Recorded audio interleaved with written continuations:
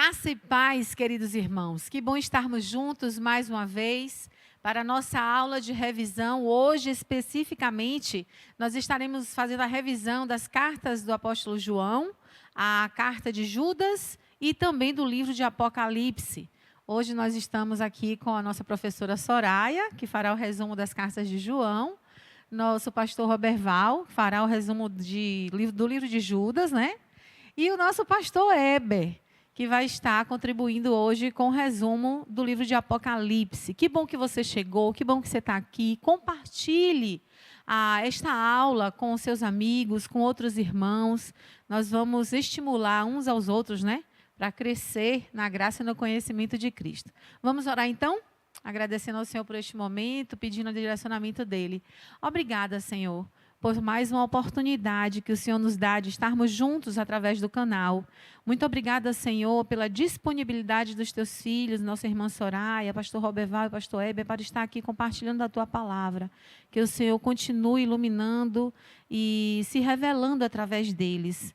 Abençoa cada um dos nossos irmãos e amigos que têm acessado este conhecimento através do nosso canal do YouTube. Nós te oramos agradecidos e fazemos isso em nome de Jesus. Amém? Essa é a nossa última aula de revisão.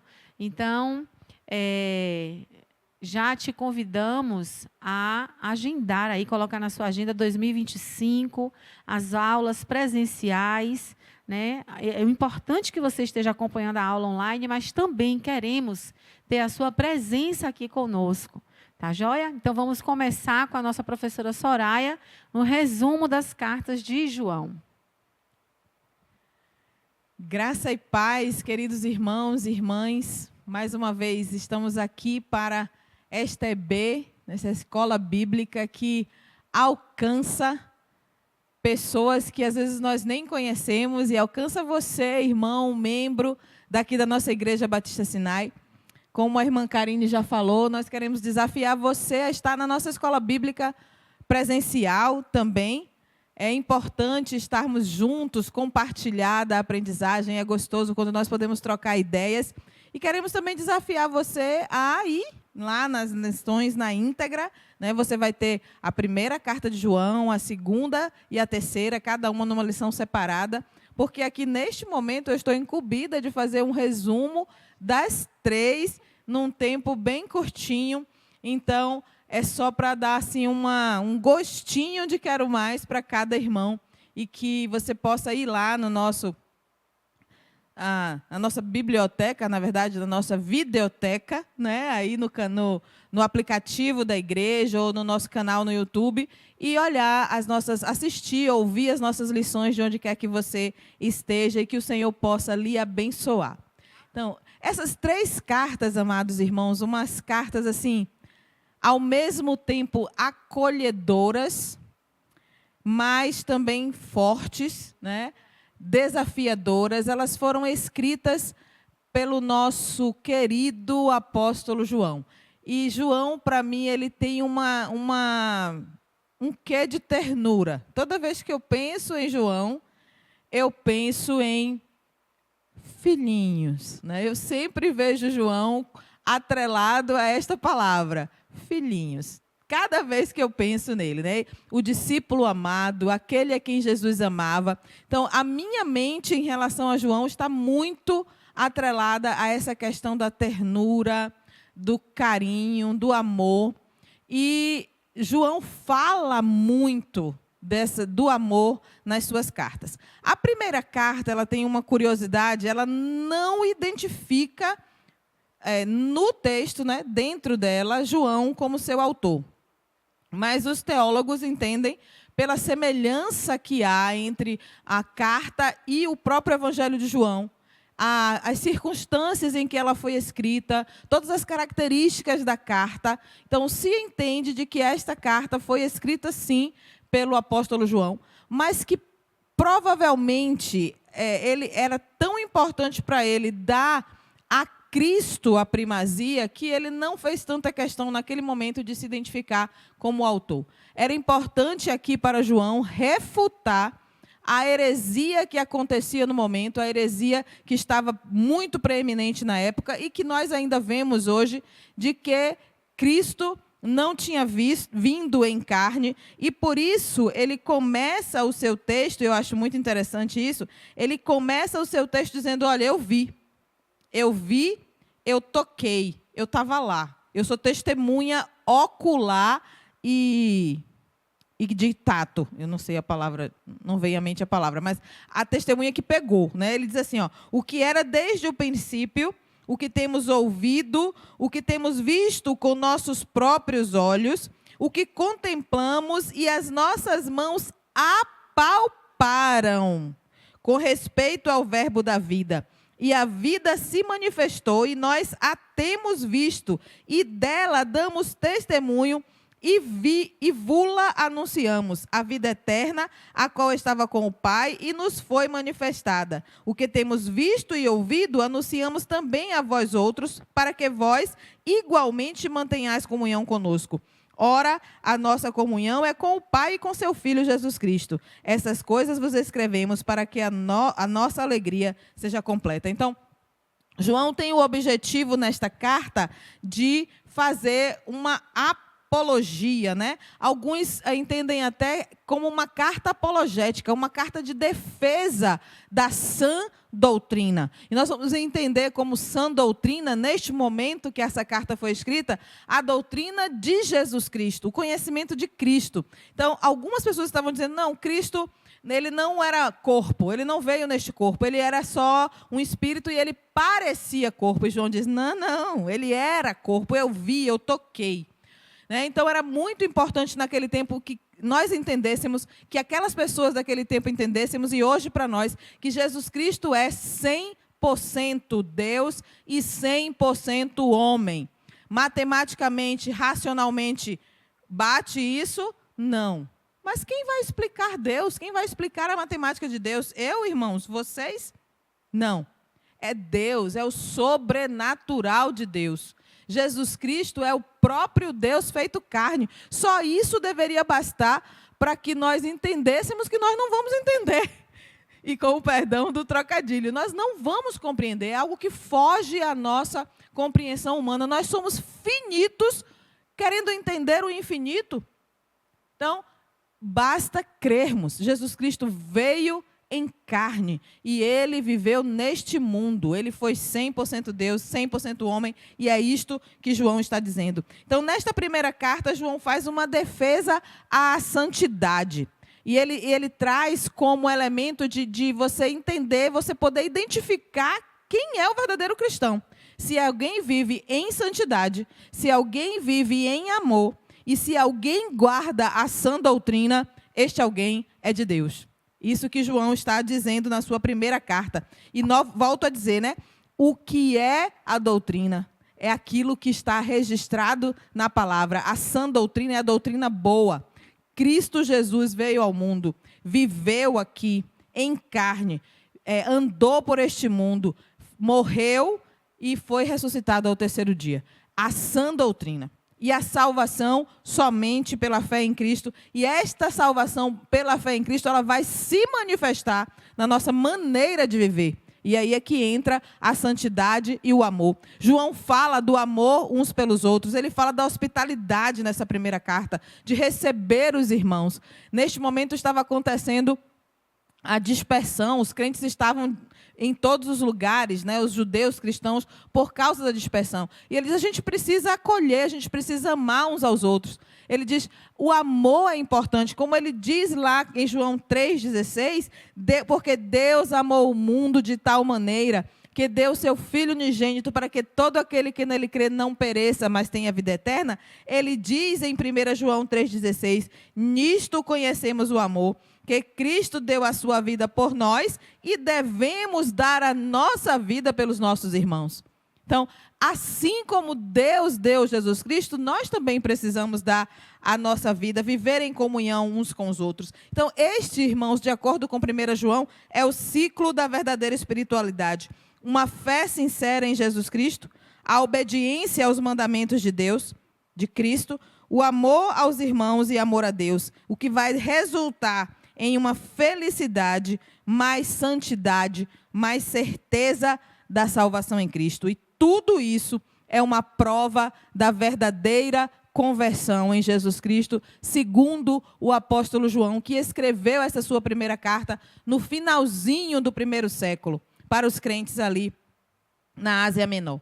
Já a segunda carta de João, ela é uma das menores, se não a menor carta do Novo Testamento. Ela é dirigida à senhora eleita, né? Alguns estudiosos dizem que pode ser uma pessoa, mesmo uma mulher na igreja, mas a maioria dos teólogos entende que é uma igreja. Na lição nós falamos sobre isso, no estudo lá. A maioria dos teólogos entende que pode ser a igreja, uma igreja a quem João se dirige. Sendo uma pessoa, sendo uma igreja, não há tanta importância. O que importa é o conteúdo desta carta, que é importante para nós hoje, porque eu entendo que o alerta que João faz aqui para nós sobre os falsos mestres é de suma importância. Na primeira carta, ele fala sobre a hospitalidade. Aqui parece que ele se contradiz, mas não, porque ele diz assim, olha, cuidado com quem você hospeda. Mas o que ele está dizendo aqui é cuidado com esses falsos mestres. Não receba na sua casa quem está trazendo um falso evangelho. Porque naquele tempo, os mestres, né, aqueles que pregavam, eles eram itinerantes. Então, eles chegavam nas casas e pediam ali hospedagem, mas eles vinham para pregar algo que era não verdadeiro, que não era verdadeiro. Então, João diz, ó, que se você hospeda, se você recebe na sua casa, quem está falando mentiras, heresias, você está sendo cúmplice dessa pessoa. E aí, irmão, quem você está recebendo na sua casa? E aí eu vou usar até uma metáfora. Quem você está ligando a sua televisão, o seu computador, o seu celular, para receber na sua sala, na sua mente, no seu quarto? Que mensagens você está ouvindo? A Bíblia traz aqui em 2 João elementos para que nós possamos distinguir quem são os falsos mestres. Os falsos mestres estão em todo lugar. E aqui nesta carta, sabe aquele João que eu comecei dizendo manso, terno? Aqui, João vai ser, olha, saia deles, ele vai ser duro, ele vai ser firme.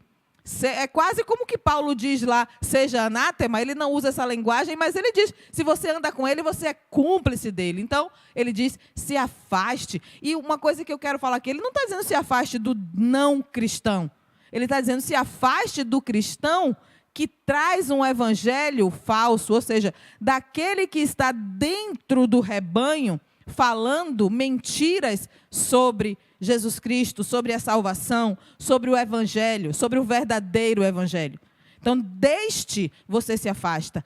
Este você não recebe na sua casa. Esta mensagem você desliga o seu celular, o seu computador, a sua televisão, você não traz para a sala da sua casa. Você não precisa disso, porque você tem a sã doutrina na sua igreja. E se na sua igreja você ouvir algo que não é sã doutrina, você tem a Bíblia para confrontar. Seja bereano.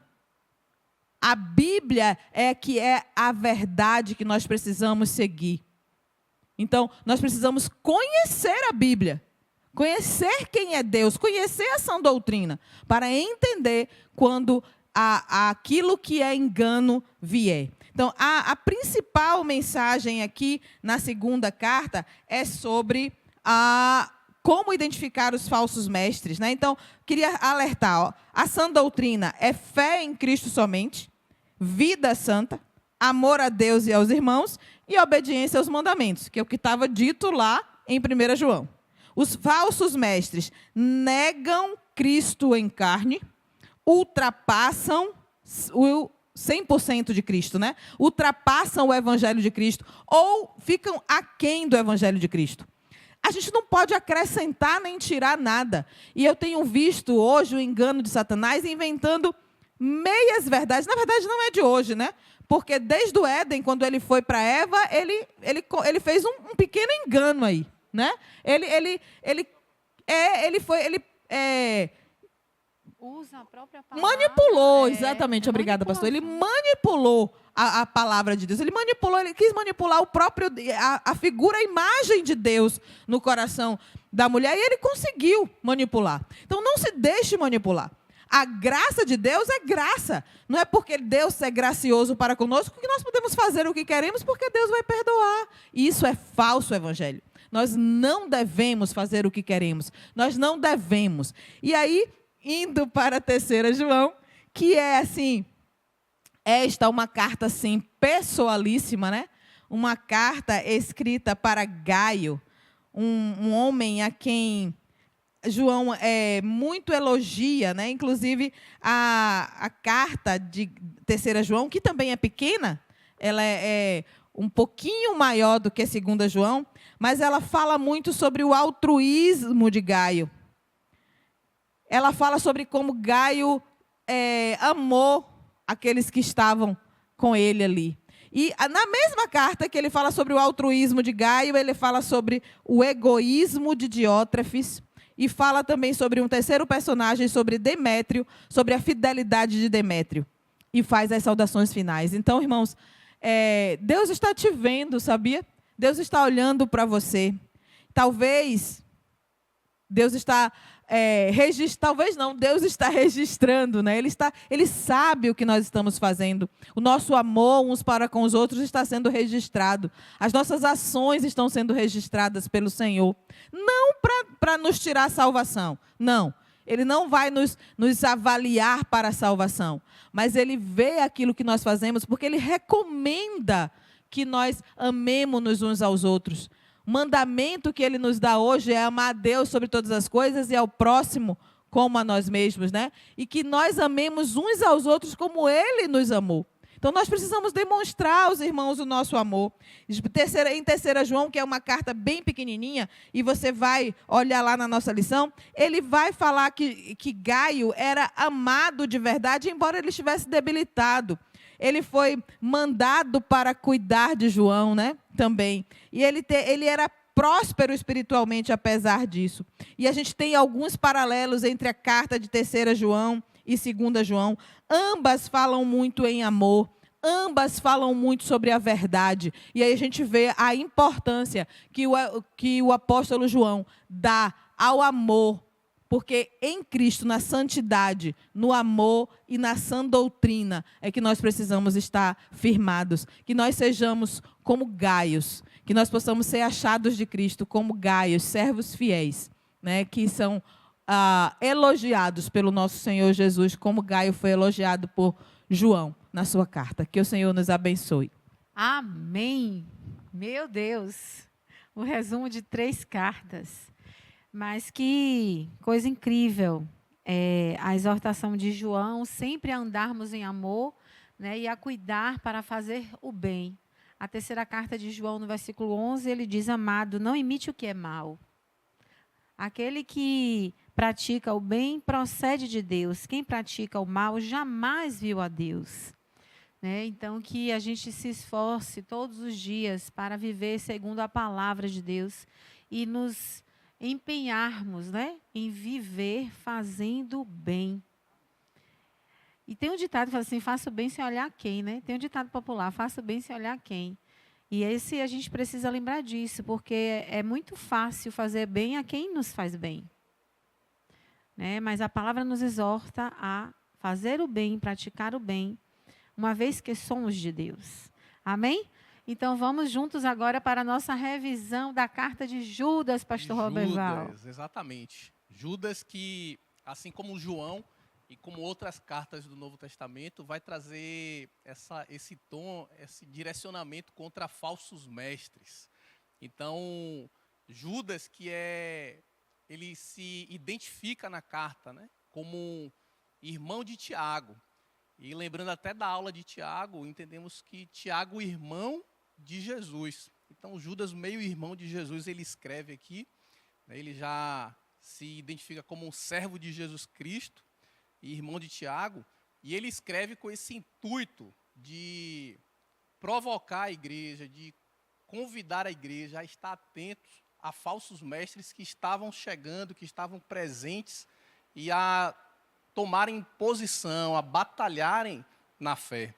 E logo na carta, então, também ele traz o propósito, ele traz esse motivo de por que ele escreve.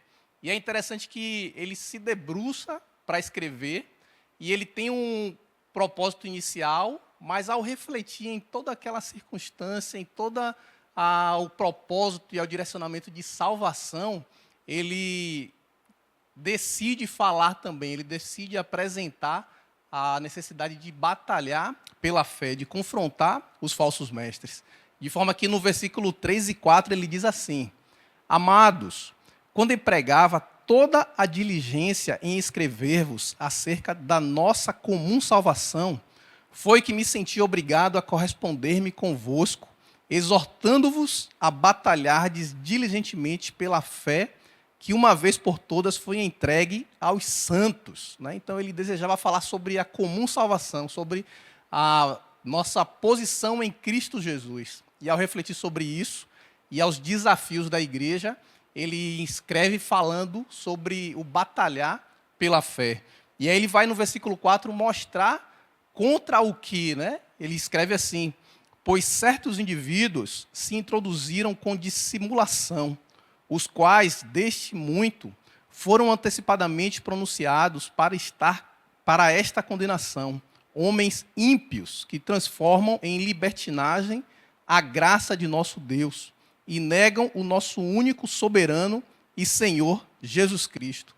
Então, assim como outras cartas, Judas vem com esse propósito de alertar e desafiar e convidar para que não sejamos acomodados na nossa praticidade da comunhão, na igreja, no adorar a Deus, mas de estarmos atentos, alerta a falsos ensinos que vão chegando e vão nos afastando daquilo que é o fundamental, a salvação em Cristo Jesus. Então, é o desafio de batalharmos. E é uma carta, então, pequena, mas que Judas, então, ele apresenta a salvação por Cristo Jesus, apresenta a posição e falsos ensinos desses falsos mestres, mas que também ele exorta e ele mostra o como nós podemos atuar nesse processo. No versículo 12, eu quero te convidar ainda para acompanhar, ele destaca um pouco de como que é visto, e de como que é a atitude desses falsos mestres. Ele diz que eles são assim: estes homens são como rochas submersas. Ou seja, eles estão no meio da igreja, estão ali ocultos, e como uma rocha no fundo do mar, no fundo do rio, que pode comprometer uma embarcação, são elementos que estão presentes entre nós que podem sim atrapalhar a comunidade da igreja. Então ele apresenta que eles são danosos. Em vossas festas de fraternidade, banqueteando-se juntos, sem qualquer recato, pastores que a si mesmos se apacentam, são nuvens sem águas impelidas pelo vento, árvores em plena estação dos frutos, destes desprovidas, duplamente mortas, desarraigadas. Ou seja, são mestres que vêm para trazer conteúdos, mas buscando benefícios a si próprio. São pessoas que falam e querem trazer conteúdos dizendo como verdadeiros, mas que não demonstram isso como seus frutos na sua própria vida. Simplesmente desejam satisfazer a si mesmo. Versículo 13, ele ainda acrescenta: são ondas brávias do mar que espumam as suas próprias sujidades, estrelas errantes para as quais tem sido guardada a negridão das trevas para sempre. Então, mesmo ocultos, mesmo agindo em detalhes, mas que possuem a capacidade de criar barreiras, de criar conflitos, de trazer distorções que impactam a unidade do corpo de Cristo. De forma que não podemos permitir isso no nosso meio, precisamos ser alertas e batalhar, e nos posicionar, e dizer qual que é a verdade, qual a base da nossa fé, o sacrifício de Cristo Jesus, a soberania do nosso Deus, e afastá-los do meio de nós. Permitir que venhamos a viver, sim, a verdade, e cuidar uns dos outros, afastando esses que são danosos. E Judas, então, ele exorta e ele convida os crentes, então, a viver a maturidade desse relacionamento com o Senhor, a maturidade desse relacionamento com as doutrinas, com a palavra. E aí, então, no versículo 20, ele nos confronta. Vós, porém, amados, edificando-vos na vossa fé santíssima, orando no Espírito Santo, guardai-vos no amor de Deus, esperando a misericórdia de nosso Senhor Jesus Cristo, para a vida eterna. E compadecei-vos de alguns que estão na dúvida. Salvai-os, arrebatando-os do fogo. Quanto a outros, sede também compassivos em temor, detestando até a roupa contaminada pela carne.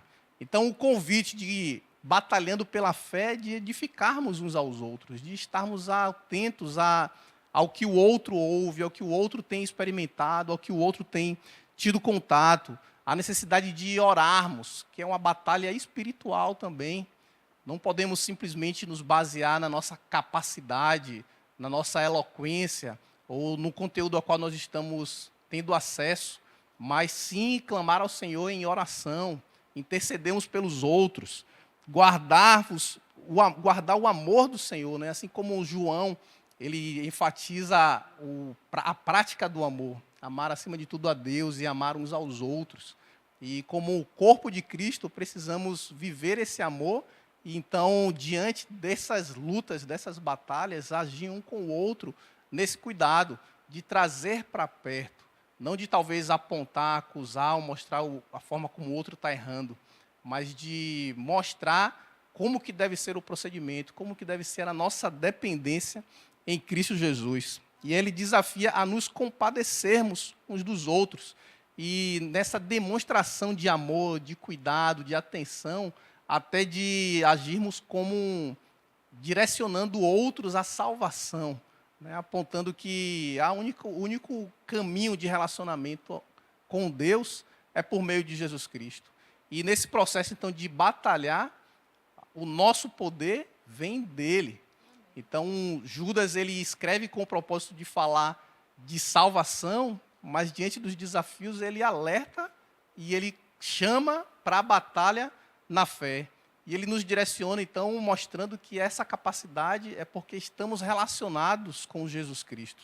Somos novos, temos novidade de vida em Cristo Jesus. E o último versículo que eu gostaria de ler aqui, no versículo 24, ele nos lembra a seguinte verdade. Ora, aquele que é poderoso para vos guardar de tropeços e para vos apresentar com exultação imaculada diante da sua glória, ao único Deus, nosso Salvador, mediante Jesus Cristo, Senhor nosso, glória, majestade, império e soberania, antes de todas as eras e agora por todos os séculos. Amém. Então o Senhor, ele sim é poderoso e precisamos nos colocar nessa posição de defensores da palavra do Senhor, confiando nele e entendendo que antes, né, acima de debates, discussões teológicas, a base para a gente defender a palavra de Deus, a doutrina, a vontade do Senhor, é entendermos, compreendermos qual o motivo da nossa salvação. É a fé em Cristo Jesus. Se nós vivemos essa verdade, por si só, isso já é um meio de defesa do Evangelho. Então, que Deus, Senhor, continue nos abençoando no aprofundamento da palavra do Senhor, das cartas, e com esse propósito que Judas nos escreve, a batalharmos pela fé. Amém. E é interessante que Judas, no versículo 17, ele fala, mas vocês, meus amados, vocês, lembrem-se das palavras anteriormente proferidas pelos apóstolos de nosso Senhor Jesus Cristo. Mas vocês, irmãos queridos, que escolheram seguir a Jesus, lembrem da palavra. É na palavra que a gente tem todo o respaldo, toda a fundamentação para discernir, né? Sim. Todas as coisas. E não dar ouvidos, então, né, a esses falsos mestres. Exato. Aqueles que chegam e deturpam e mentem. Exato. Obrigada, pastor Roberval, pela maneira como você expôs aqui o seu resumo. E vamos seguir, então, agora o resumo, né, a revisão do livro de Apocalipse. O professor César ministrou a primeira aula, o pastor Heber ministrou a segunda aula e está conosco para a revisão, então, do livro de Apocalipse. Pastor Heber. Graça e paz, irmãos, é sempre bom esse momento de compartilhamento. Temos um grande desafio na escola bíblica, que é fazer uma exposição panorâmica dos livros, e eles apenas descortinam a grandeza que há em cada livro. Eu sei que os professores e os alunos ficam tão curiosos para o debate de cada elemento dos livros, mas o que a gente pode ver até aqui é que a igreja que nos antecedeu, que esteve antes de nós, eles passaram por muitas provações. E há sempre um chamado para se dedicar à sã doutrina. É muito importante, como o Soraya destacou no livro de João, perceber a relação que João teve com Jesus. É como dar testemunho disso. E como isso é o alicerce para ele escrever o seu livro. Judas, por sua vez, é um irmão de Jesus. Que ele diz assim: eu sou irmão de Tiago e servo de Jesus. De Tiago, ele é o irmão de Jesus, ele é servo. Mas ele é também irmão de Jesus. E eu chego ao livro de Apocalipse, escrito por volta do ano 96, depois de Cristo, no final do primeiro século. Os apóstolos todos, com exceção de João, haviam perecido. A igreja enfrentava dificuldades e perseguição, mas avançava. E João escreve da ilha de Patmos, uma pequena ilha no mar Egeu, e ele ali tem a responsabilidade de compartilhar a visão que Deus havia lhe concedido. O mesmo apóstolo que escreveu o Evangelho, que escreveu as epístolas, primeira, segunda e terceira, agora escreve o livro da revelação. Apocalipse significa revelação. Todos nós ainda estamos em debate sobre esse tema Apocalipse. Recentemente, na nossa cultura, na nossa cidade, o tema veio à tona sobre como impedir o Apocalipse, mas o nome por si só, ele não pode ser impedido, porque Apocalipse significa revelação.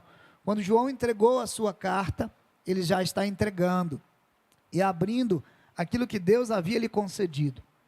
O texto que eu gosto de destacar sempre aqui com uma igreja é o verso 9 do capítulo 1, que diz: eu, João, irmão vosso e companheiro na tribulação, no reino e na perseverança. Meus irmãos, eu acho que nós queremos ser companheiros de tanta coisa boa, companheiros de lazer, de viagem, companheiros de praia, companheiros de cinema, companheiros de tantas coisas. Eu, João, irmão vosso, companheiro na tribulação. Ele quer dizer, vocês que sofrem por causa do Evangelho, eu estou com vocês nisso, no reino e na perseverança em Jesus. Ele diz, por causa disso, achei-me na ilha chamada Patmos, por causa da palavra de Deus e do testemunho de Jesus. Achei-me em espírito, isto quer dizer que ele estava adorando, no dia do Senhor, provavelmente aqui uma referência a um domingo, na ilha onde ele está buscando a face de Deus, e em espírito, como disse o Evangelho de João, declarado por Jesus, que Deus é espírito e importa que os que o adorem em espírito e em verdade. É nessa posição que ele está. Então ele ouve no dia do Senhor por detrás de mim grande voz, como de trombeta. Trombeta na Bíblia significa Deus chamando, dizendo: o que vês, escreve em livro e manda às 7 igrejas: Éfeso, Esmirna, Pérgamo, Tiatira, Sardes, Filadélfia e Laodiceia. Então, esse é o texto que descreve o contexto do livro. Ele está numa ilha prisional. Desta ilha, por causa da palavra de Deus, do testemunho, da fé, perseguido, ele é neutralizado nessa ilha. Certamente uma ameaça para o Império Romano, sua vida e sua fé. E nesse lugar, ele está adorando. E nesse lugar, em adoração, Deus lhe faz revelação. Eu penso que todos nós que estamos sujeitos à perseguição, a qualquer restrição, tudo isso deve nos convidar a adorar. Não perder nosso sentimento de adoração ao Senhor, porque é nesse lugar de adoração, debaixo de pressões e de opressões, que o Senhor se revela. E então o Senhor revela e descortina o que nós chamamos de Apocalipse, que é revelação. Bom, o que o Senhor revela? Primeiro, uma mensagem para 7 igrejas. E esta mensagem, ela é permeada de símbolos, porque elas representam a totalidade das igrejas no mundo inteiro. Elas naturalmente apontam para a realidade que estas igrejas estavam vivendo, mas estas cartas, elas estão acompanhadas de uma estrutura que segue todas as cartas. Ela começa com uma identificação de quem é o que escreve para esta igreja, seguida de um discernimento de que ele conhece as obras de cada uma das igrejas, e ali há elogios, ou mesmo advertência, uma orientação de advertência, um conselho sobre um arrependimento ou uma mudança que precisa haver nessas cartas, uma advertência sobre a consequência do que vai acontecer nesta igreja se eles não se arrependerem, e termina com uma promessa que basicamente é uma promessa igual para todas as cartas. E eu chamo a atenção para um detalhe muito peculiar nas cartas. A carta é dirigida a uma igreja específica, como por exemplo Éfeso, mas ele termina a carta dizendo: quem tem ouvidos, ouça o que o Espírito diz às igrejas, não à igreja.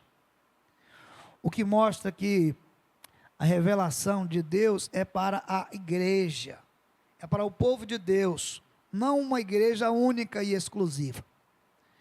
Bom, seguindo-se esta declaração para as 7 igrejas, nós temos um momento distinto no livro de Apocalipse, que é uma visão do trono de Deus, de uma porta aberta nos céus. Aqui é maravilhoso, o capítulo 5 e o capítulo 6, antes de mostrar todas as catástrofes que viriam sobre a terra, João é convidado a entrar nos céus. Lindo demais isso aqui. Ele está na ilha de Patmos, ele está pressionado pela perseguição, ele está em adoração, ele tem uma revelação. Ele recebe uma orientação de escrever a 7 igrejas, ele escreve o conteúdo das 7 igrejas, até que agora ele ouve uma voz dizendo: sobe aqui. E ele agora vai sair desse lugar em espírito da terra para ir ao trono de Deus nos céus. E desse lugar ele tem uma visão do trono de Deus, uma visão majestosa. Ele não tem uma descrição muito, vamos dizer, exata daquilo que ele está vendo ali nos céus, mas ele descreve em termos do que ele conhece, aparências. E de pedras preciosas, uma presença sentada no trono, e em redor do trono, ele descreve 24 anciãos, que representam as tribos do Antigo Testamento, da Antiga Aliança, e os 12 apóstolos da Nova Aliança, portanto, representando a totalidade dos santos, nas 2 alianças. Ele identifica 4 seres viventes, que têm a cabeça de gente, que tem, vamos dizer, a face ou a cabeça de um leão, de uma águia, de um touro, e aquilo representa a totalidade da criação. E nesse lugar, eles todos estão adorando ao que está assentado no trono, e no capítulo 6, adorando ao Cordeiro. Portanto, o capítulo 5 e 6 fala dessa adoração ao que está assentado no trono e ao Cordeiro, a quem pertence a salvação. É maravilhoso ver todas estas coisas, mas tem um detalhe ali que vai capturar o coração de João, como Soraya falou, na sua ternura, porque ele vê na mão do que está sentado no trono um livro com 7 selos, e não tem quem possa abrir os 7 selos. Então ele chora. Veja, ele chora porque ele quer saber a revelação de Deus. Quão bom seria se em nossos dias as pessoas desejassem receber a revelação de Deus, seus corações fossem tomados de desejo, de anseio por ver a revelação de Deus.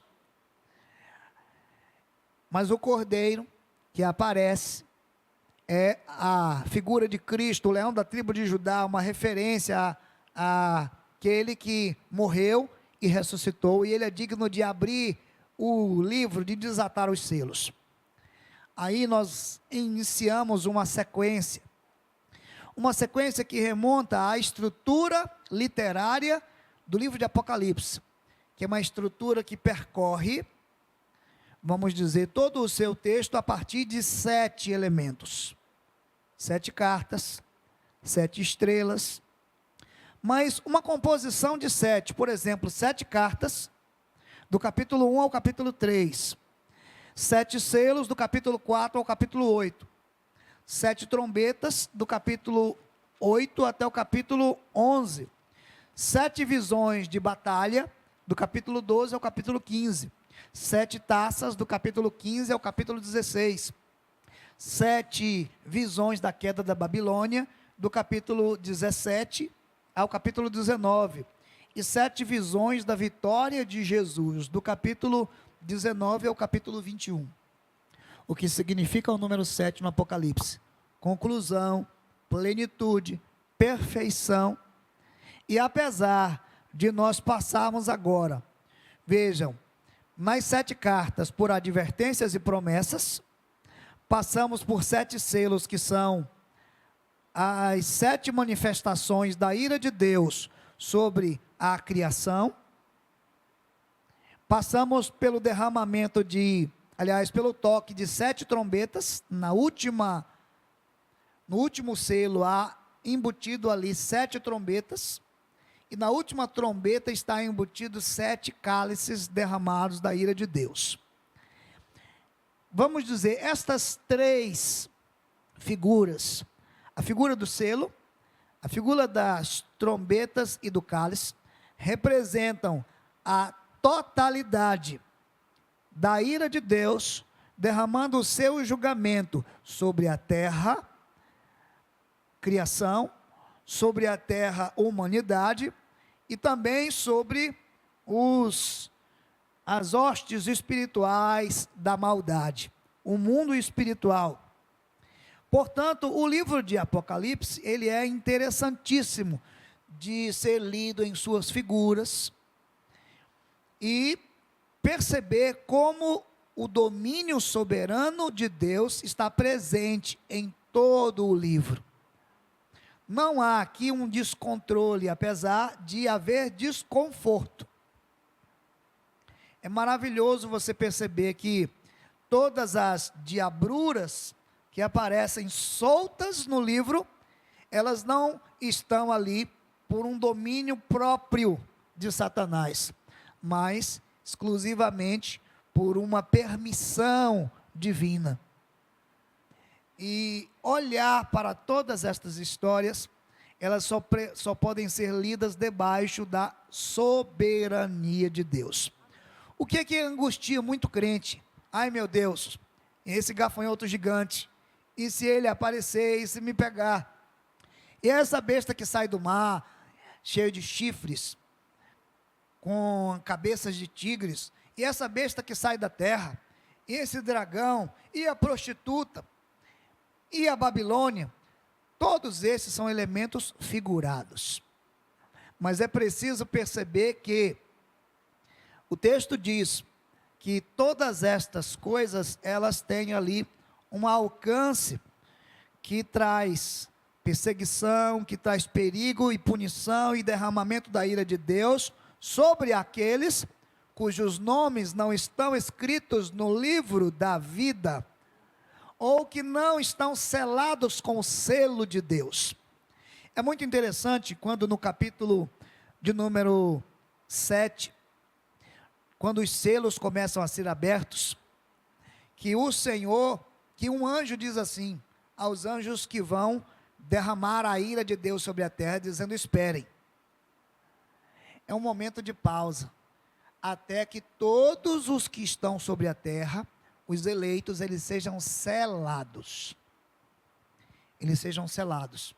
E uma vez selados, eles não são alvos da ira de Deus.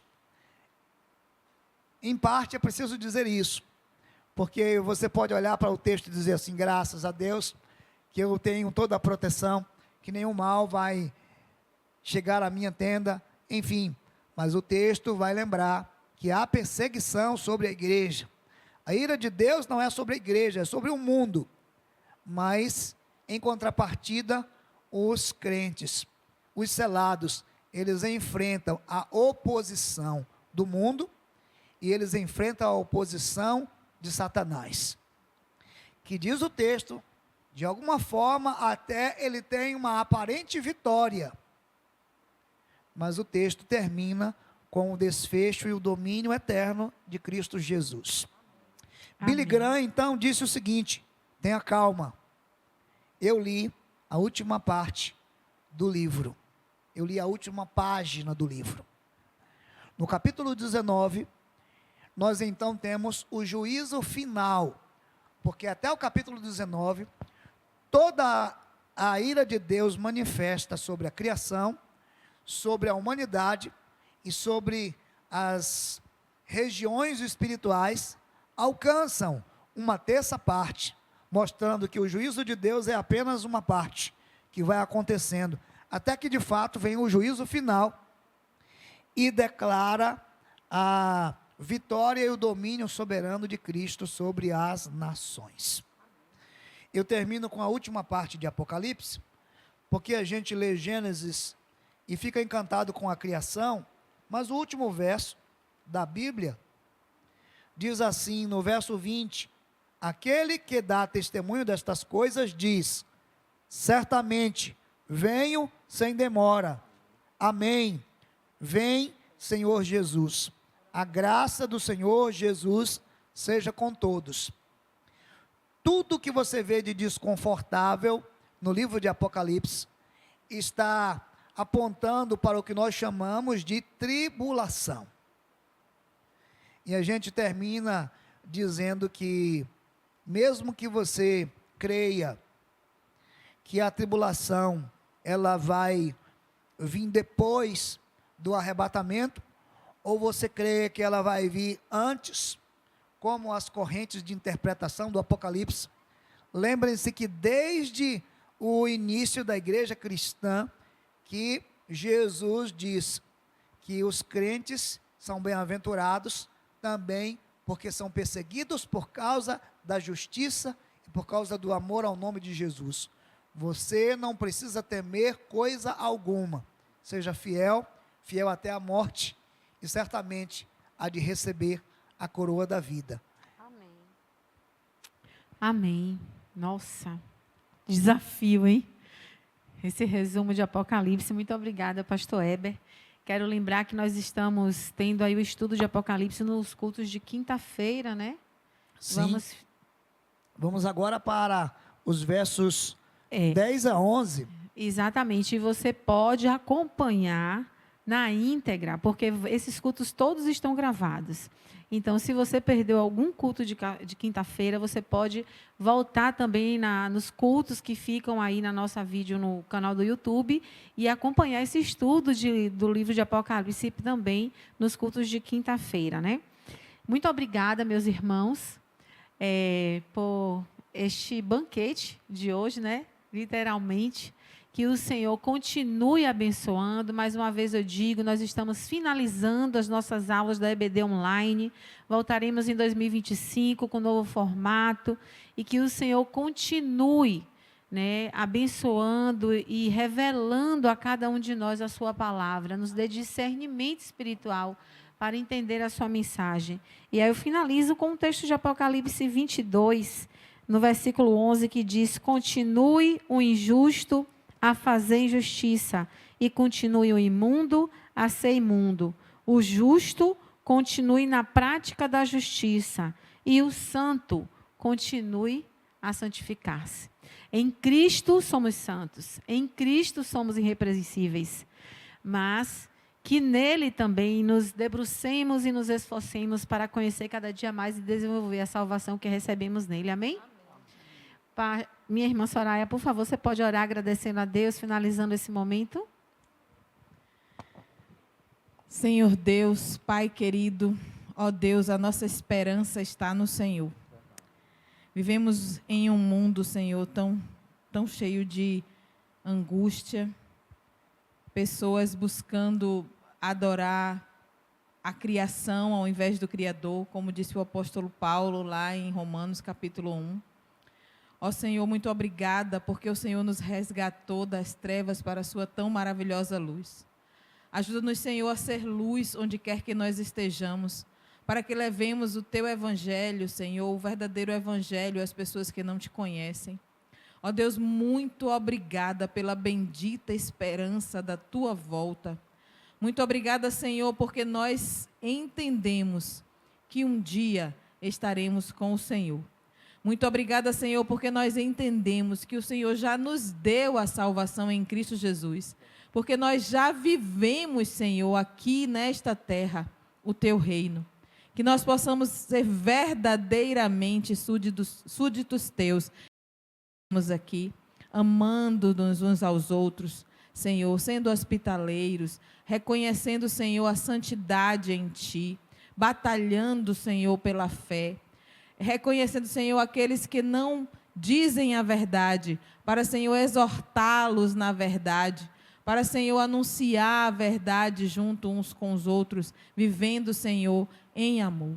Muito obrigada, Pai, por esta igreja neste lugar, e que a tua palavra, através das redes sociais, Senhor, através desta rede que é que transmite para onde quer que tenha, Senhor, a rede, que aonde quer que ela alcance, as pessoas podem acessar, ouvir, compreender e te escolher como te crer, Senhor, crer em ti como Salvador pessoal. Amém. Senhor, que este estudo aqui alcance corações, que essas pessoas possam, Senhor, ter a curiosidade de te conhecer mais e melhor, ser desafiados a te conhecer mais e melhor pelo que ouviram hoje deste estudo. Muito obrigada pelos que vieram antes de nós e deixaram para nós o legado. Que nós possamos deixar legado para aqueles que vêm depois de nós. Em nome de Cristo, teu Filho, nós oramos. Amém. Amém. Que o Senhor continue nos abençoando e que cresçamos na sua palavra. Amém.